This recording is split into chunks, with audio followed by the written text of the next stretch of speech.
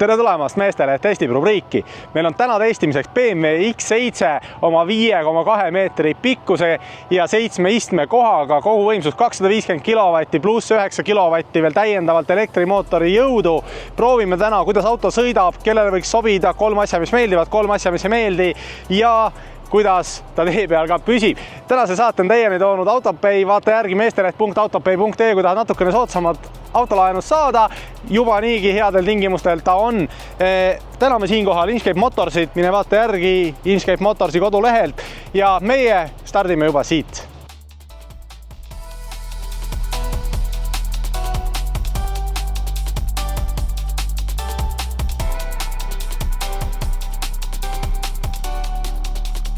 No nii, alustame sõitu siis BMW X7-ga aastast 2025.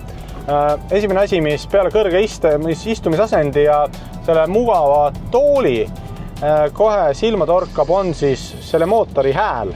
Ja diiselmootori kohta, ma ei tea, see oleks iga mootori kohta, oleks ta nagu tõesti ilus hääl, et väga hästi õnnestunud. Väljavaade on avar, esiklaas on suur, küljeaknad, küljepeeglid suured. Võib-olla ainukene asi, mis on siis tagumine aknaklaas jääb, kuna meil on mitu istmerida ja peatoed, siis tagumis istmerea kohalt nii-öelda enne tagant aknast otse liiga palju välja, aga otse sõitesse otseselt need probleeme ei ole, lihtsalt harjumuspärane, kas sa nüüd telgid tagumisi autosid sealt või pigem rohkem küljepeeglitest.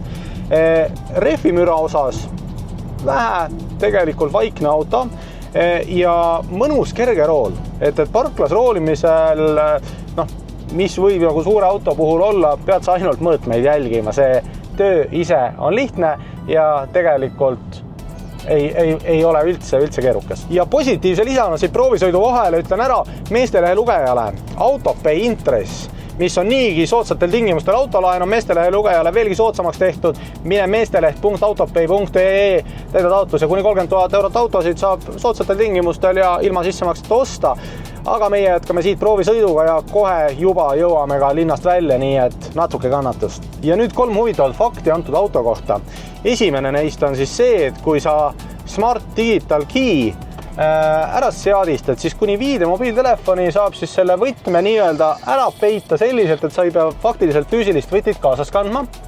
Teine huvitav nüanss on siis see, et siin see tark parkimisabi jätab meelde kuni 200 meetrit sinu sõitu ja parkimist ning suudab selle nii-öelda reverse'ida, ehk siis kui sa oled kuskile ennast tupikusse sõitnud, ma ei tea, mis see põhjus peaks olema, igatahes auto päästab sind hädast välja.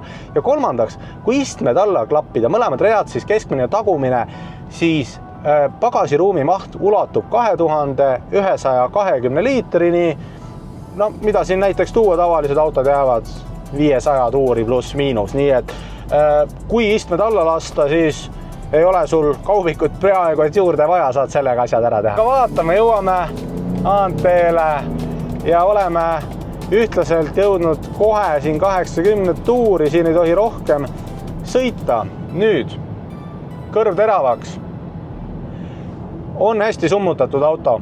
Tuulemüra on vähe, rehvi ei kuule, istumisasend jätkuvalt kõrge, näed kõigist siin üle, siuke natukene kergelt kuninglik trooni tunne, pane kroon pähe ja on see asi 100% nii, aga jah, mugav asi liikumiseks, sa natukene seda suurust ehk tunned, aga see ei ole halb asi ja olgem ausad, ega telje vahega ikkagi aitab sellele stabiilsusele eriti pikal sõidul kaasa, nii et nüüd mis selle auto mootori puhul silma torkab, sul on mudelitähis, on siis 40T ja kuigi tegu on 3-liitrise mootoriga, siis kui me hääle järgi võtame, nii nagu inimhääled on sopran, tenor, bariton, bass, siis siin võt see hääl, see kõlab tegelikult täpselt seal kategoorias, nii et ta võiks olla nagu 4-liitrine. Ta on suhteliselt jäme, mõnus selline ümin koos väljalaskega ja absoluutselt ei teki siukest teravat tooni, nagu mõnede diislite puhul tekib. Kiirenduse osa, circa 6-7 sekundi auto ta on, aga polegi kohe esimese hooga siukest mahti, et tahaks teda jubedalt proovile panna. Ta on kombinatsioon luksusest ja siuksest teatud sportlikkusest selles suhtes, et sa saad tagasisidet, rool on konkreetne, mitte kõige teravam. Ütleme nii, et kui sa tuled Lootuse roolist, siis ta ta jääb pehmemaks ja ta peabki jääma pehmemaks, aga see heli pool ja ütleme nii, et see tagasiside tee poolt on siiski olemas. Ta on piisavalt isoleeritud, kuid piisavalt nii-öelda teele lähedal. Aga see heli, see on ilus, 3-liitrise häälega, see on väga ilus. No ma arvaks tõesti kõrva järgi, et ta on 4, kui sa esimest korda siia autosse istud. Teeme vahepeal ümber seadistuse ja lähme üle sportrežiimi. Auto lasin kohe madalamaks, aga vaatame, palju see vedrustuse ja väljalaske juures muudab. Seda sama ilusat mootori häält on nüüd rohkem sisse kuulda. Amort vedru on tahkem, aga mitte üleliia tahke. Ta säilitab selle mugavuse. Ma arvan, et mõnele inimesele võib-olla ongi sportrežiim see, mille peal ta seda võib-olla hoida tahab paljuski, kuigi kütuse kulule see kindlasti kasu ei too, aga rõõmule ehk küll. Aga mõnus on see hääl.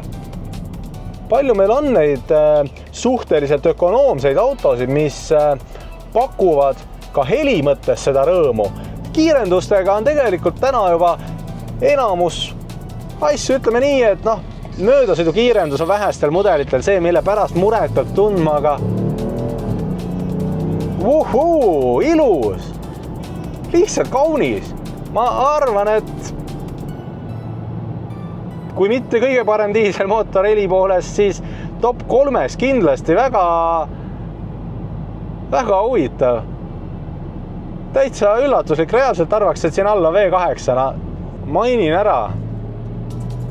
BMW X7 iseenest mulle on disainilt ka varem meeldinud, aga ma skepsisega tema suurust arvestades arvasin, et ta jääb nagu, kuidas ma ütlen, selliseks natukene nagu V140 võib-olla tänu nendele mõõtudele, aga see tagasiside on täiesti normaalne ja samal ajal, kus juures see rool on mõnusalt, ikkagi jätab selle luksusliku noodi nagu alles. Ja mis tasub mainimist on siis see, et siin see vedrustus on hästi ära stabiliseeritud selles versioonis ja tõesti see auto on ju kõrge tegelikult püstisena, ta on 185 eri kõrgus, kui ma ei eksi, ja 2 meetrit lausa laius, siis ei kaldu ta hullumeelselt.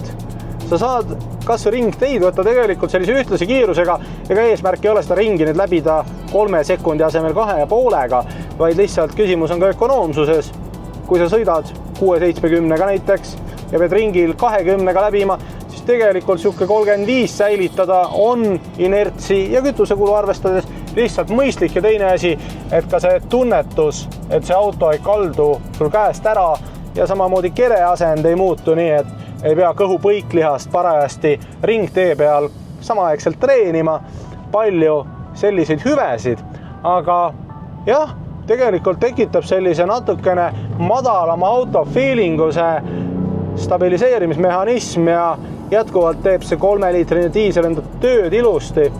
Sellest jõust puudu ei ole, kiirendusauto ta ei ole, aga mugavuse sportlikkuse suhe, ma arvan, pereauto jaoks on siin hästi paigas.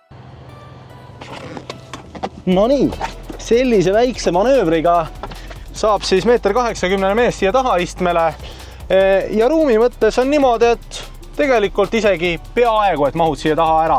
Natukene on vaja sellega vaeva näha, aga lastele ma arvan, et täiesti mõõdukas koht, kus olla ja aega vajadusel veeta.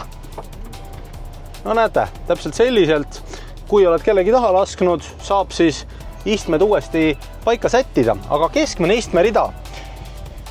Põlveruum on adekvaatne minu istumisasendis, pearuum on piisav. Mõnusal kõrgusel on see külgmine käetugi, sa võid nii-öelda siia küljele langeda või siis kui keskelt on vaba keskmist käetuge kasutada, nii et 2 täiskasvanule on siin väga mõnusasti ruumi ja tegelikult 3 mahuks ka ära, kuigi see istmete kuju on võib-olla 2 inimesele mugavam. Materjalide pool, siin on nüüd väga mõnus päris nahk, lisaks seatboardid, kui on vaja näiteks laadida telefoni ja muus mõttes avar, et siin siis lisaks veel õhutus ja saad istmeid jahutada, soendada, aga keskkond kena, nii et kui tagumise istmerea jätaks ehk lastele, siis siin võib-olla vaata, et kõige mugavam teekonda üldse veeta. No nii, ja vaatame üle siis esimese istmerea, mainime kohe ära. See istumispositsioon on hea kõrge, väljavaade on hea kõrge, aga rool on samas siuke käepärane ja võib-olla ei anna siukest raskepärast feelingut, vaid siukse kompaktse ja sama sportliku tunnetuse. Samas iste ise on väga mugav, peatoed on hästi õnnestunud sellel generatsioonil ja ta on siuke kuidagi väga relaxiks teeb kogu selle oleku. Istmetel on olemas massaaž, jahutus, soojendus, ütleme luksusklassi tavavärk, aga see tunne on iseenesest hea. Ekraani näol on meil siis tegu uue ekraaniga ja siin keskkonsoolis on nüüd, mis meeldib väga, on see, et sul on siin kohe olemas siis sõidu nii-öelda valikud, et me saame kohe valida ka Sport, Comfort, Eco Pro, nii edasi, sellepärast et paljudes autodes mida kohtab on see, et me peame kuskilt ekraanilt hakkama otsima seda drive mode'i ja no andke andeks, ekraani näppimine ei ole nagu päris mõistlik asi, eriti kiirema sõidu puhul, nii et siin on see ilusti lahendatud, proovige järgi ja ma arvan, et kogemus on igal juhul seda väärt. Ja kokkuvõtteks 3 asja, mis võib-olla mõnele inimesele auto juures ei meeldi. Esituled, osad inimesed ütlevad, et vajavad harjumist, aga tasub meelde jätta, et tihtipeale on nii, et täna ütleme, et liiga modernne, 5 aasta pärast ütleme, et väga hea. Teine asi, võib-olla need mõõtmed jäävad kohati siiski nii-öelda linnaliikluses kasutamises suureks ja kui ta ühtepidi on pluss laste mahutamiseks ja kõigeks muuks, siis linnaliikluses võib see raskusi tekitada ja kolmandaks, no hind 100 000 me hakkame minema uue auto puhul, võiks ju alati väiksem olla. Aga kui me vaatame plusse, esiteks mootori ülekanne ja see käigukast koos selle heliga, mida see mootor ja väljalase pakub, on tegelikult siuke mõnus sportlikkuse ja mugavuse kombo. Teine asi, tulemegi mahutavuse juurde. Kui mõõtmed võivad iseenesest jääda natukene linnaliikluses suureks, siis mahutavuse osas on need jällegi plussid ja kolmandaks peab ütlema, et kogu see mugavusvarustus koos selle tehnilise poolega annab sellise nii-öelda muretu sõidukogemuse ja pikkade distantside maaron läbimiseks on see üks väga hea variant. Me täname siinkohal Inchcape Motorsit, kes selle auto meile testimiseks andis. Kui soovib proovisõidule minna, võta nendega ühendust. Tänase osa on sinuni toonud Autopay autolaen. Natuke väiksema intressiga juba niigi soodsa autolaenu saad kätte meestele .autopay.ee. Põnevad autod juba ka järgmistes osades, jääme kuuldele ja näeme juba järgmises Meestele testib rubriigis.